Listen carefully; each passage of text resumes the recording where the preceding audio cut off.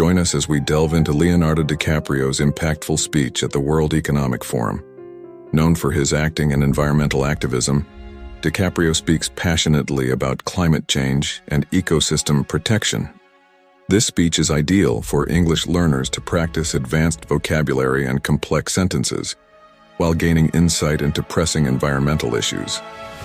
Listen closely to Dicaprio's articulate presentation to enhance your language skills and broaden your understanding of global environmental challenges.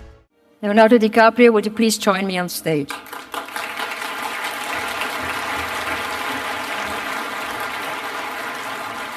Thank you very much. Thank you.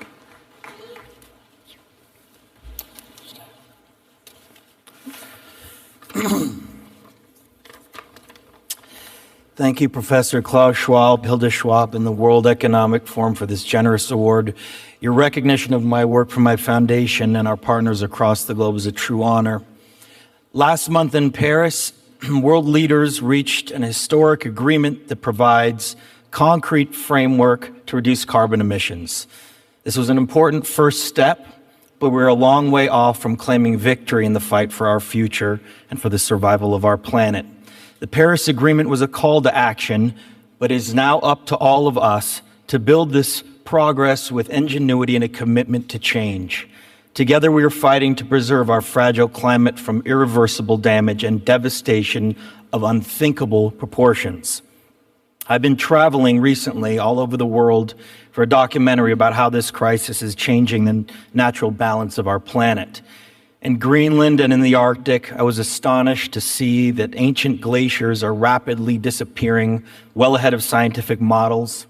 In India, I met farmers who have seen their crops, their very livelihood, literally washed away by historic flooding. There's no doubt to the world scientific community that this is a direct result of human activity, and the effects of climate change will become astronomically worse in the future. Last week, President Obama told those who continue to deny the irrefutable science behind climate change that they will find themselves increasingly lonely in a swell of voices calling for action. But studies also show us that those who deny the reality of climate change will also find themselves less economically successful. We simply cannot afford to allow the corporate greed of the coal, oil, and gas industries to determine the future of humanity.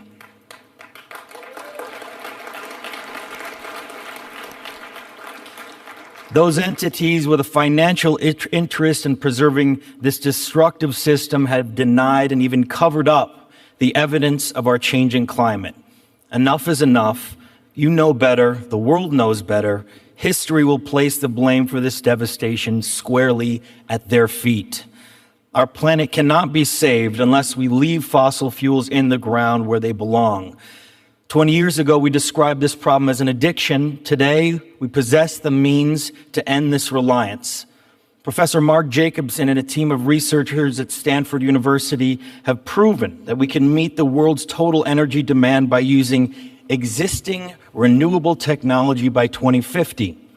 To make that potential a reality, we need the collective will and conviction of political, business, and philanthropic leaders like all of you. This transition is not only the right thing for our world, it makes clear economic sense, and it is possible within our lifetime. A shift of this magnitude will save nearly $42 trillion in global energy costs while creating 20 million new jobs. Over the last several years, organizations and individuals worth $3.8 trillion have already committed to divest their fossil fuel holdings and replace them with new investments in clean, renewable energy projects. And leaders like Bill Gates, Mark Zuckerberg, Jeff Bezos have already pledged to help build a zero-emissions future. I ask you to join them, because if we all do our part and act with bold leadership, we can achieve major, meaningful progress. It is not only an inevitable transition, it is also imperative for the future of our planet. Which brings me to the other side of this very important issue, and the flip side to the environmental crisis, and that is the protection of our planet's last remaining natural ecosystems. Ecosystems that provide us with breathable air, drinkable water, fertile soil, and bountiful seas. These complex ecosystems can never be replaced, and they are the foundation of our global economy and, more importantly, our interconnected climate. Life without them, as we know it, would simply collapse. 15 years ago today, I developed my foundation to focus on these critical issues. Currently, less than 3% of all philanthropic giving goes to defending our planet.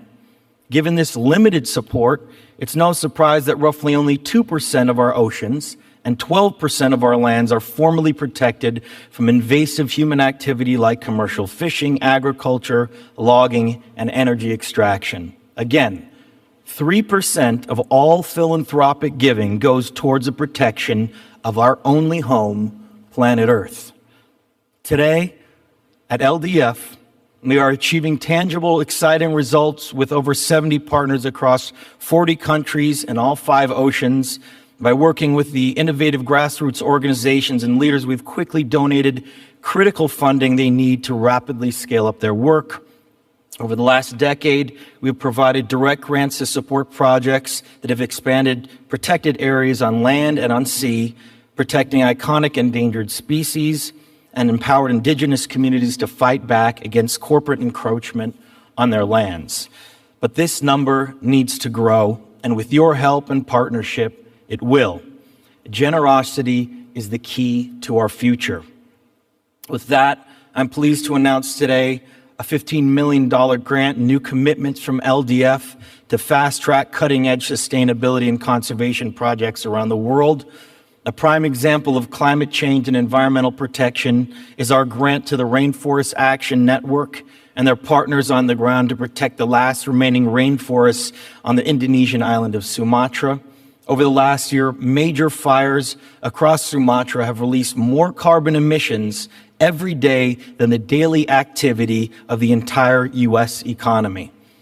In an effort to protect these last remaining rainforests, the vital lungs of our planet, our foundation is funding their effort to preserve 6.5 million acres from the invasive and destructive practices of the palm oil industry. We are underway with similar efforts in the Amazon rainforest of Ecuador. We are supporting the Kaibo Alliance, an indigenous effort to stop rampant and destructive oil extraction that is poisoning their lands and communities.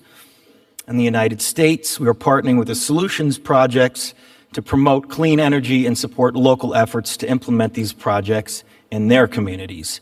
And in our seas, we have partnered with Google and funded the Global Fishing Watch, which is a revolutionary new platform that will actively monitor and ultimately help end the destructive practices of overfishing. Additionally, we are backing an effort to protect the size of Nebraska and the Indian Ocean off the coast of the Seychelles Islands, which is home to vital marine species. Imagine what we can all do with more partnerships. With the alliance of many of you in this room, so much can be done if we all work together. With your help, we can quickly identify and fund the most innovative and effective projects that have the greatest potential to avert the crisis we face. As I look across this room, I'm optimistic that our ability to convene the most significant and influential minds on the planet can result in the global transition necessary to protect both our society and our natural world. Now, the challenges before us require each and every one of us to take action. We owe this to ourselves, but more importantly, we owe it to future generations who are counting on all of us. Thank you all very much, and thank you for this great honor. Thank you.